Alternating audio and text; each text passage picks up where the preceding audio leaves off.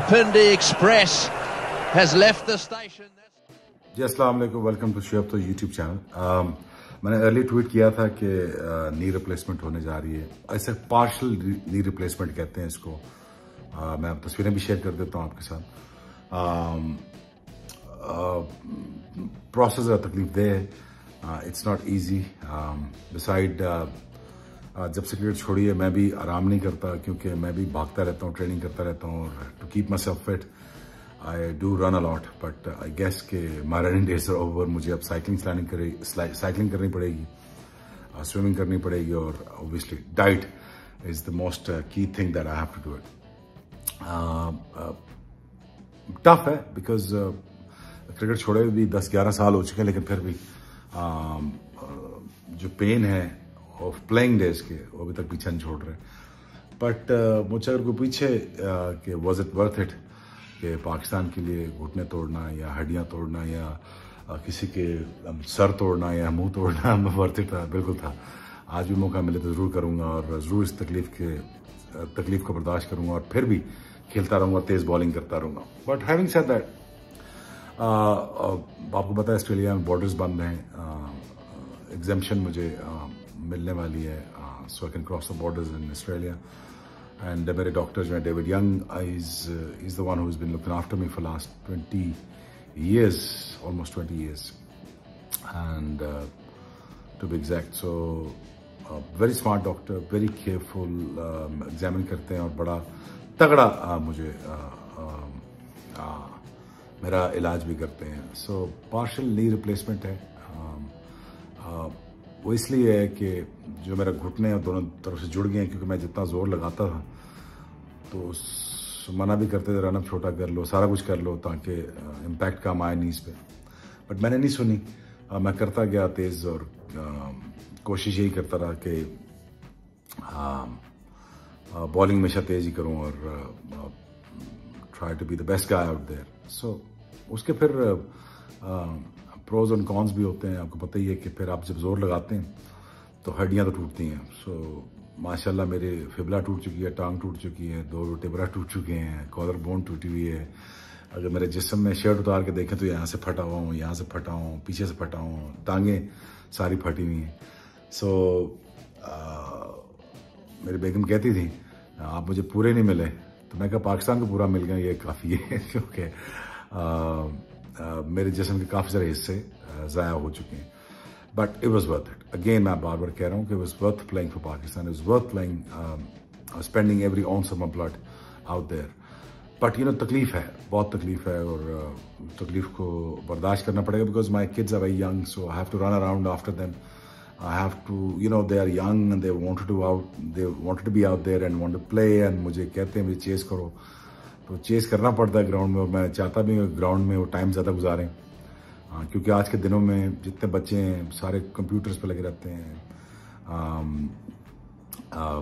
Time माँ बाप नहीं देते ज़्यादा आजकल, तो मैं ऐसी कोशिश या मैं ऐसी कोई गलती करना नहीं चाहता कि उनको टाइम ना दूँ। So I been with them for last 5 years, और spending every day, almost every evening with them, और I spend a lot of time with them, और मेक श्योर करता हूँ कि वो ग्राउंड में रहें। अगर क्रिकेटर्स नहीं बन सकते तो स्पोर्ट्समैन जरूर बने। Sportsman is a way of life, और जितने प्रिविलेज बच्चे होते हैं जो हमारे ग्राउंड में आते हैं तो उनके साथ खेलते हैं और उनके साथ जोर लगाते हैं। बट अगेन देखें, आपको पता ही है कि जब आप कंपैरेटिव स्पोर्ट्स खेल रहे होते हैं तो आपको you bound to lose some bones, और इसमें आप गिला नहीं कर सकते।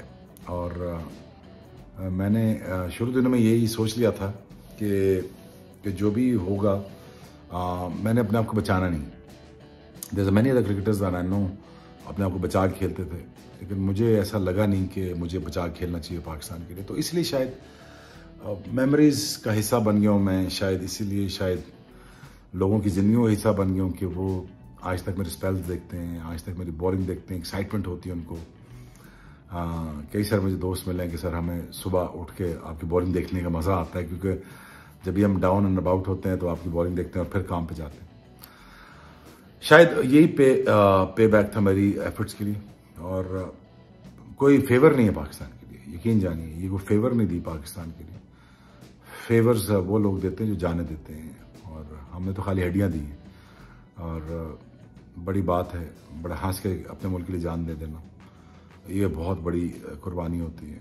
So again I'll be recording my every journey of my knee operation।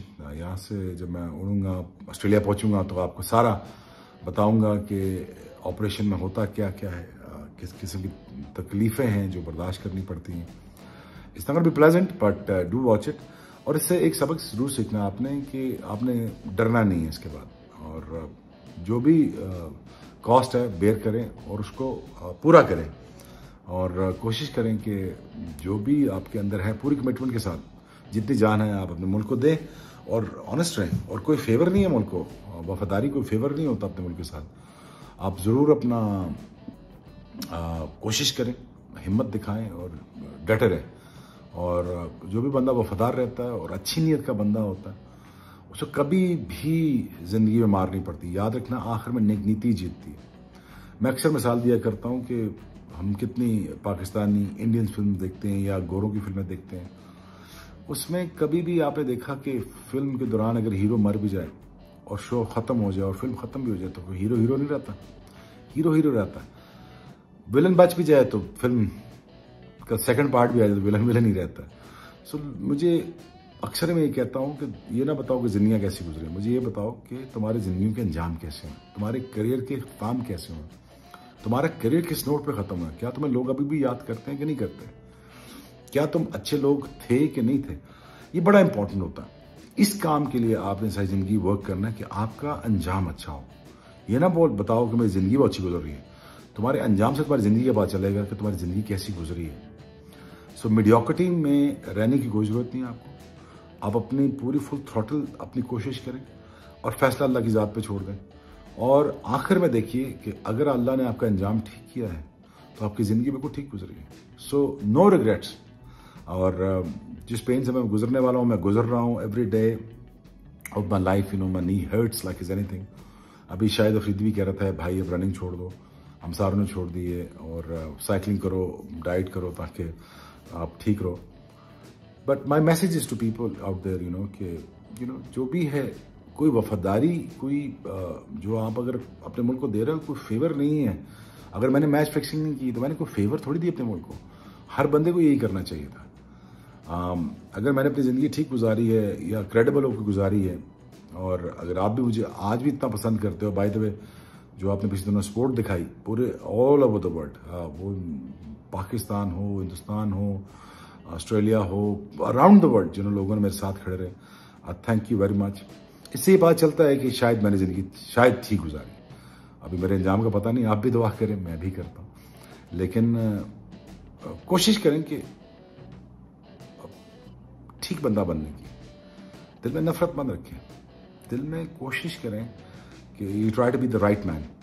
And lecture लेने को मकसद नहीं था मेरा आपको, लेकिन फिर भी मेरा दिल किया कि आपसे बात करूं और कोशिश करूं कि आपको ये कहूं कि नेक नीति आखिर में जीतती है। बुरा बंदे का अंजाम कभी अच्छा नहीं हो सकता, और अच्छे बंदे का अंजाम कभी बुरा नहीं हो सकता। ये अल्लाह की सुन्नत के खिलाफ चीज़ है।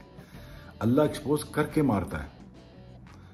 मैं आपको, आप उठा के देख लें, जिंदगी की किसी हिस्ट्री उठा के देख लें, बड़े बड़े नाम उठा के देख लें, जो ठीक बंदा था उसका अंजाम ठीक हुआ।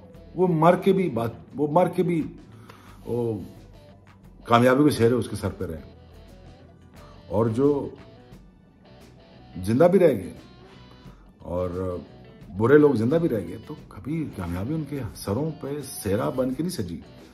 So you B the right man and do the right thing for your country, for yourself, for your family and people around you. आपसे उसी का सवाल होगा जो आपके इख्तियार में, दायरे इख्तियार में होगा। जो आपके दायरे इख्तियार में लोग हैं, आपका सवाल उसी से होगा। आपसे पूरे पाकिस्तान का सवाल नहीं होगा, आपसे सिर्फ सवाल उसी का होगा जो आपके दायरे इख्तियार में थे, और जो आपके इख्तियार में चीज़ें थी उससे सवाल आपसे सवाल सिर्फ उस चीज़ का होगा। हाँ, लार्जर पर्सपेक्टिव में इंशाल्लाह मौका मिला तो ज़रूर खिदमत करूँगा इस मुल्क की, और कोशिश करूँगा जो अल्लाह ने मुझे अकल दी है, जो मुझे अल्लाह ने दिमाग दिया है, जो मुझे समझ बूझ दी है, इंशाल्लाह पूरी एनर्जी इस मुल्क के लिए लगाऊंगा और दुनिया के लिए भी लगाऊंगा। और make this world bit better than it is today, और कोशिश करूंगा इंशाल्लाह। So you pray for me and surgery successful रहे। और मेलबर्न वाले मेरे दोस्तों और जितने भी लास्ट टाइम मैंने ट्वीट कर दिया था कि मैं आ रहा हूँ मेलबर्न, तो बहुत सारे लोग मिलने आ गए थे।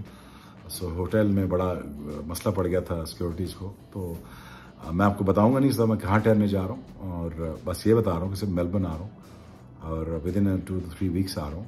और my operation dates are really near, और I am sure my operation gonna be successful. मुझे 2 से 3 हफ्ते लग जाएंगे रिहैब करते हुए। मेरे बड़े भाई का भी ऑपरेशन है, सेम जेनेटिक प्रॉब्लम है, सेम नी प्रॉब्लम है। इनफैक्ट मेरी सारी फैमिली को सेम नी प्रॉब्लम है। एक तरफ से घुटना टूट के इस तरह टेढ़ा हो जाता है, तो सीधा करना पड़ेगा। सो जेनेटिक प्रॉब्लम है, can't do anything, can't do much about it. So I am still young, I am still 46 and struggling. ये ऑपरेशन होते हैं 70 साल के बाबों के, 60-70 साल के बाबों के ये नी ऑपरेशन होते हैं जिस तरह मैं ये कराने जा रहा हूँ। मेरा डॉक्टर कह रहा था कि, और मैंने किसी और डॉक्टर से भी ये भिजवाया, तो उन्होंने कहा कि ये जो घुटने हैं ये लगता है किसी 70 साल के बाबे के गुड हैं, किसी जवान बंदे के नहीं है।